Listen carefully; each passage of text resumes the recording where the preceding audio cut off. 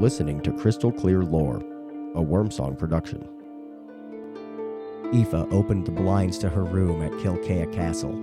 She shook out her waist-length red hair and stared at the gorgeous view of the sunset for a few minutes.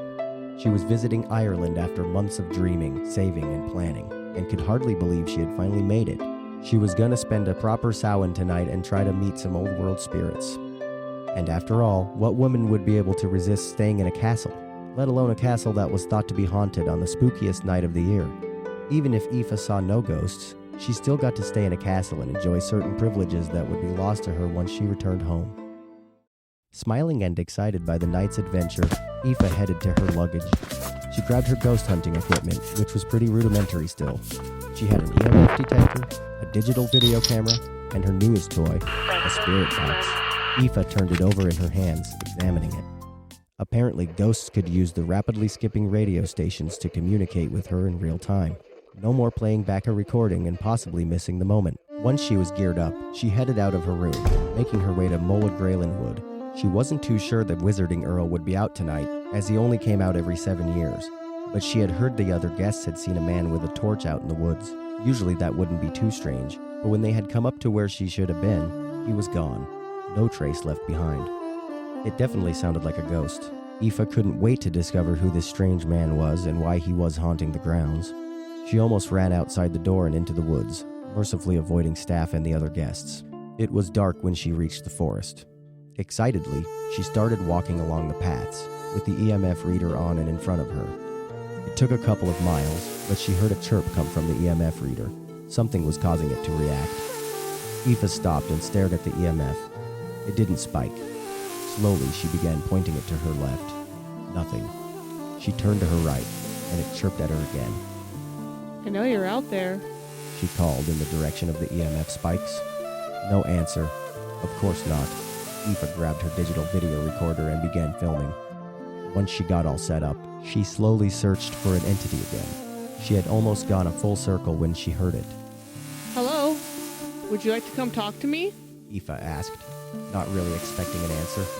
But it was probably better to be polite. Ghosts were still people once, and people responded better to polite manners than rudeness. She put away the EMF reader and pulled out the spirit box. This is a spirit box. She explained. I will be able to hear you with this. I'm going to turn it on, and it makes a pretty loud noise. She flicked the switch on and it was pretty loud, with the constant skipping of radio stations. Okay, you can go ahead and talk. I should be able to hear you. Can you? A man's voice came through. Yes! Aoife replied eagerly. What's your name? Gerald. The man replied. Hi, Gerald. I'm Aoife. Did you live here when you were alive? Yes. Wow, what can... Aoife got cut off by a light floating a few feet from her. Don't. Went the spirit box. Is that you, Gerald? Aoife asked. No. Then who? Come with me. Another man's voice whispered through the spirit box. Who is this? Aoife asked. Follow me. Come this way. The new voice urged. Aoife, against her better judgment, started taking a couple of timid steps toward the light. Who are you? She asked again. Jack. Come and see. Aoife stopped again. See what? Come and see. The voice repeated. Aoife followed the light, with the spirit box repeating itself. Come and see. It kept urging, insistent that she follow.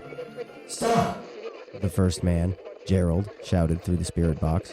Aoife stopped and blinked. She looked around and didn't recognize anything. Where was she? How long had she been following the light? Dread settled like a rock as she realized she was completely lost. Leave. Gerald came through the spirit box again. How? I don't know where I am. Aoife lamented.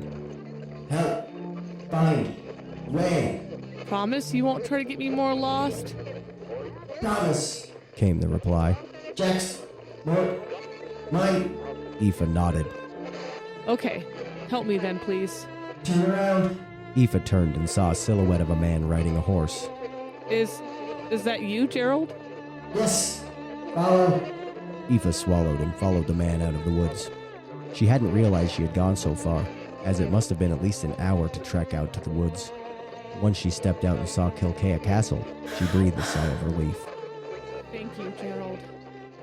You're welcome. Aoife headed back inside and had every plan of heading to her room when she stopped. She noticed a large portrait inside the castle that she hadn't paid much attention to earlier.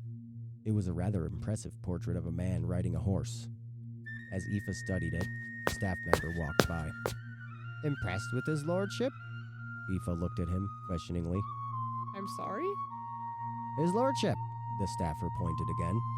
"That's the wizarding Earl, Gerald Fitzgerald, the 11th Earl of Kildare." Really? The staffer nodded. "Aye. It's said since he died without a trace that old Jack of the Lantern must have got him." Who's that? Aoife asked, suddenly putting pieces of the night's puzzle together. "Why, he's a man with a light, leading unsuspecting folks to their death. His lordship is mighty protective of his castle, so rumor has it that he keeps Jack's influence to a minimum. Things do happen, though, so maybe he can only do so much." Interesting. Aoife trailed off, staring at the portrait again. "Anyway, miss, I've got to get back to my tasks. Good night." The man bowed slightly and continued on. Aoife didn't respond, but instead smiled softly at the portrait. She curtsied in front of it before saying, Thank you, my lord. I dare say you've saved me tonight. Still smiling, she went off to find her room and her bed. Unbeknownst to her, the man from the portrait had been leaning against it the entire time. Aoife had been stopped in front of it. The 11th Earl of Kildare, Gerald Fitzgerald, made sure Aoife got to her room safely before heading back out to his trusted mount and patrolling the woods once more. Welcome to Krystal Clear Lore. Today it's just me and my producer once again in the booth as we celebrate the coming of Halloween, or Samhain as we like to call it. The coming and seeing. Yes, it was a very good story. What did you think of it this time? Yeah. So I did want to talk about Jack of the Lantern.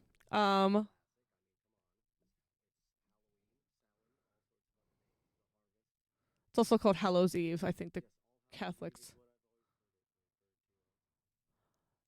So Jack o' Lantern, right? We shortened it when it what would fucking A. We shortened it.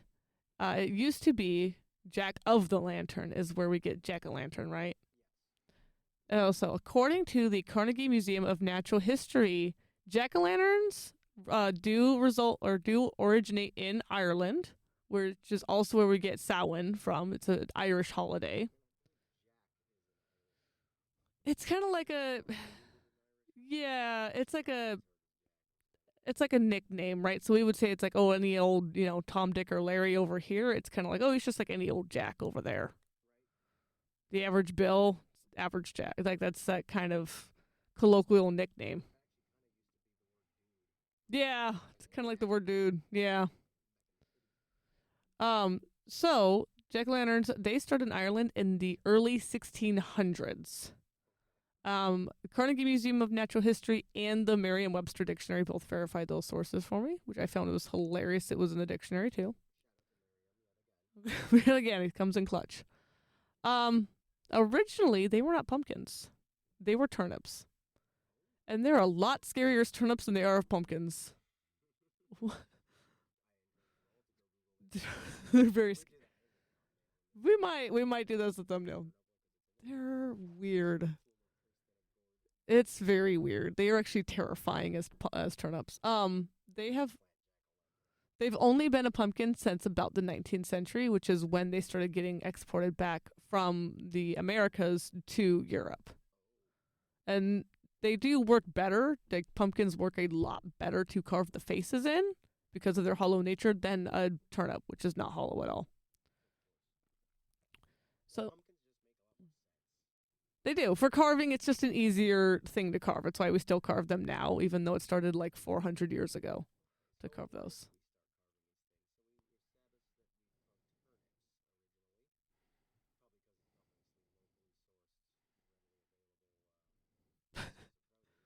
Pretty much. the reason they look like heads is because we originally started carving them to confuse Jack of the Lantern and any other spirits that are said to walk the earth on Samhain. Oh, okay. So. It's kind of a protection thing. Oh, so that poor guy is too stupid. No, he's not like the Rougarou stupid, right? I'm sure he can count to 13, number one. Okay, fair enough. But I would hope so, considering that number and that, revolving around that holiday, but we'll get into that in a minute.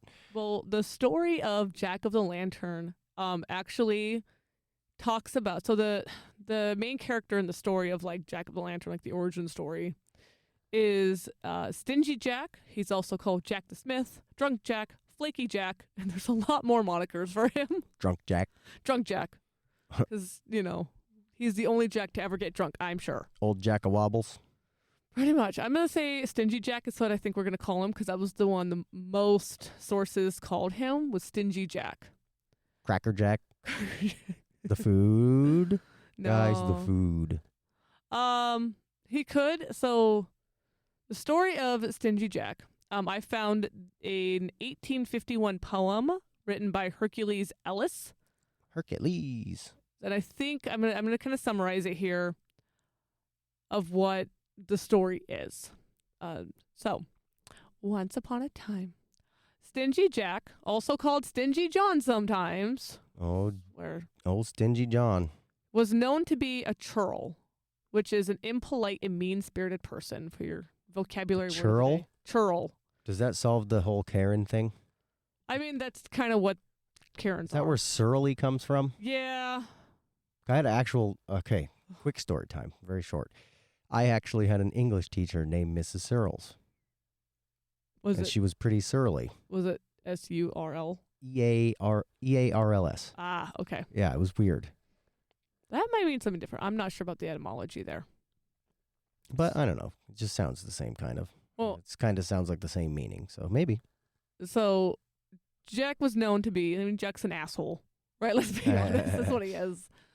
One day as he's walking back home from the pub, he hears a call for help.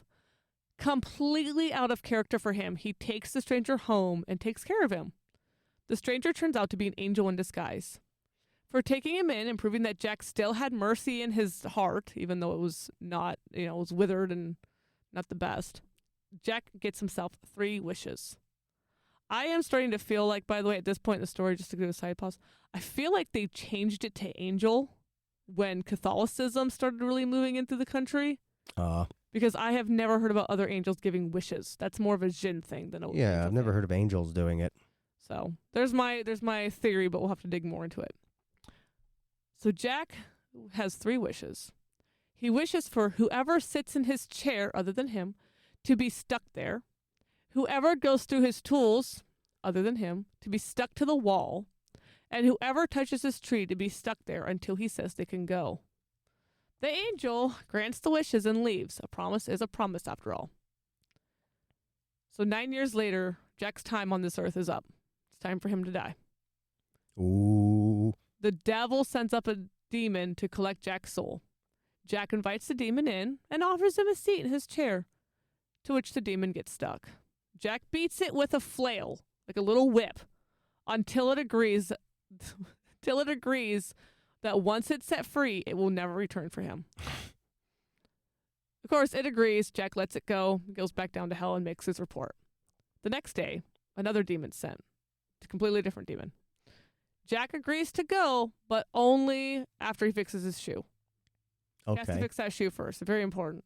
He asks the demon to hand him an awl to fix it, which ends up with the second demon being stuck to the toolbox. Of course. So Jack beats this demon too until it also promises to never return. Jack's kind of violent, man. This is a really messed up story. The 3rd day, the devil himself comes for Jack. So Jack lies to the devil. I don't know how the devil falls for this. Oh boy. And says, I can't walk down there, so either you're going to have to carry me or I need a walking stick. And the devil's like, I am not carrying your ass. So the devil places his hands on Jack's tree to get him a walking stick and gets stuck. Oh my gosh. So Jack beats the ever-loving hell out of the devil until the devil promises that Jack will never enter hell before he's let free. Oh my God. That's so ridiculous. He got the devil himself. So now here's the problem, though. Once Jack does actually die, he's kind of in a pickle. Heaven won't take him because he was not a good person. Like we can all see pretty quickly as he's just beating the ever-living snot out of 3 demons and the devil himself. He's not a good person. So St. Peter turns him away. Yeah. And then the devil, he goes down to hell, and the devil's like, no. Remember we had that deal. You can't come to hell. Well, was this before or after he went to Georgia for that whole debacle? I think it's before. Oh, okay. The 1600s, that was before Georgia became a colony. So now Jack is forced to walk the earth, lantern in hand, until the day the world ends. Oh. So he's stuck out there That's for gonna be a while. eternity. That's going to be a while. Yeah. Now, Poor Jack. here's where the jack-o'-lanterns really start coming into play with this. Instead of getting Jack a walking stick, I did find some versions of the story where the devil gave Jack a glowing coal, which he kept in a hollowed-out turnip. Oh, And that's it's starting. the lantern that Jack carries around. It's starting to come together. It's starting to come together. So the thing is, that's what you normally see out like on the bogs, Right. right, of Ireland, is you'll see that little dancing like will-o'-the-wisp. They do The think, light. yeah, they do think that Jack could be a will-o'-the-wisp, and will-o'-the-wisps are known to be mischievous spirits or souls of the dead who leave travelers astray. So kind of like Kuchisaka Onna a few weeks ago was a type of onryo, it seems like Jack of the Lantern is a type of will-o'-the-wisp. Or not like a type, but like a specific will-o'-the-wisp. Like a famous one. Yeah. Like a collectible trading card version one. Like he's an ultra rare, Yeah. and not a common, like He's- those other will-o'-the-wisps. Yeah, he's got that ultra rarity status to Yeah, him. we all got those common will-o'-the-wisps. No. But nobody has Jack. Except the Irish. Yep. He does not seem like he really came over. I could not find any stories about him being in America. So he's still in Ireland. Okay. Where he's at. But we definitely adopted a bit of that here in yeah. America. Well, I the would say a Irish- bit. The Irish brought over their customs with them. Okay. So it was already, it's just part of it. And then And that's people fun. liked it. And That's we so just fun. adopted it. Yeah, it's just so fun to me. Are you ready for the news article? Because I think I find a news article every week now. I love that you dig for these. I think it's my favorite thing is like, ooh, which news article do I find today? Well, it grounds it in reality a little bit, which is always fun because it just makes it feel more real. Yeah. It's my favorite part of this. Okay, the Dublin Penny Journal reported in 1835 that 2 men were stopped on their way home from a funeral and stopped by a stream when a light appeared. The man who wrote the article, Eamon, it was him and his uncle out there. His uncle instantly became nervous as he had seen it many times before now. And he was absolutely adamant that Jack wasn't going to get him. But Eamon laughed and explained that, oh, that's not a will-o'-the-wisp. It's a scientific phenomenon. His uncle, however, is not buying it. Apparently, years ago, his uncle, when he was a lot younger, followed Jack, or the will-o'-the-wisp, probably Jack of the Lantern, and became extremely lost. Oh. Like, it's a miracle he found his way back and survived type of lost. Jeez. They do also, in the article, they do also list the legend of Jack of the Lantern, but it is in like 19th century English, so the summation kind of helps to summarize it and where we can understand it. Oh, okay. Now, the scientific basis that Eamon was describing is science figures that it's the spontaneous combustion of gases like phosphine and methane, which are released by decaying bacteria. The what bacteria? Decaying bacteria. Oh, So decaying. dying bacteria. Little Yes. bacteria dying. They just release a little poof of methane and it like spontaneously combusts. I don't believe that. So their farts explode? Their little bodies explode. Oh. And I'm like, no. Like maybe, but that's like we release a lot of methane. Yeah. We don't have our stuff spontaneously explode and light up. Thank God. Wouldn't that be awkward? I mean, you'd always know who smelt it, who dealt it. You would never doubt who dealt it then. No. All right. Well, that was a fun little news article. It was. So, for Samhain, everyone stay safe tonight. It is the thinnest, or it's not tonight, we're just coming out a few days before. But on Samhain, which is a Friday this year, please make sure you guys are staying safe. It is the night of the year that the veil between our world and the others is thinnest. Yeah. Don't be playing around with Ouija boards. Don't be playing around with stuff if you don't know what you're doing. And stay safe from both people in this world and the next. And any other worlds that might be there that we don't know about. This is also true. Just be safe in general. So. You've heard all of our stories.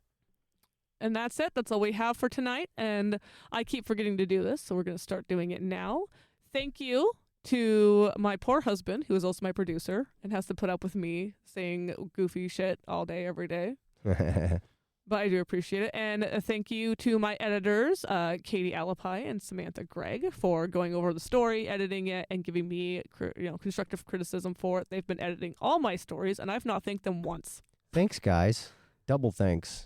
Yes. So thank you very much for that. And as always, stay safe out there. And keep your sage at the ready. Before we completely finish, we have to thank the listeners, too. Oh, that's true. We'd have to thank the listeners. For enduring the scariest stories around here on Krystal Clear Lore.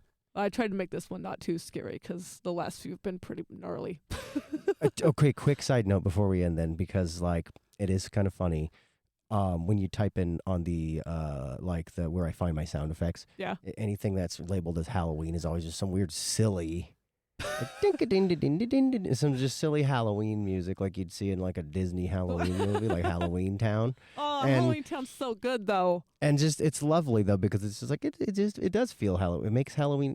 It just kind of makes you realize Halloween is fun. It isn't just spooky. Fun. I think the month leading up to it should be spooky, but Halloween's fun, dude. It's for kids. Halloween. We've made it into something for kids. Like Halloween as we celebrate it is for kids. Samhain, though, on the other end, Samhain is a little creepier. Yeah, so. And we do have Dia de los Muertos. Yes, because actually, yes. Dia de los Muertos. Yes, that one's a fun one, too. Actually, I really want to go to one of those little things. I don't know.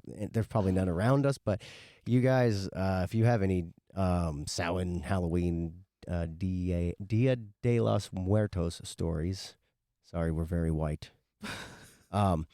If you have anything you want to let us know, any cool stories, any comments or corrections or anything like that, wormsongmedia@gmail.com. is how you can get a hold of us, or Threads or Instagram @wormsongmedia. We are also on TikTok. We are on YouTube. We are going to be on. We are on YouTube Music, Amazon, Spotify, all of them. You guys know the drill. Yep, You've been on the internet for a while, huh? Yeah, please rate and review where you can. Reach out to us. Give us feedback. We love hearing from you guys. It's one of our favorite things to go through the emails and see everyone. And make sure you give us a 3 out of 5 stars if you know you know. And on that note. Stay safe out there and keep your sage at the ready. I hope that has made the lore crystal clear. Follow us on Threads and Insta @WormSong Media. That's WYRMSONG Media. Want to reach out to us? Email us at wormsongmedia@gmail. Again, that's WYRMSONGMEDIA @gmail.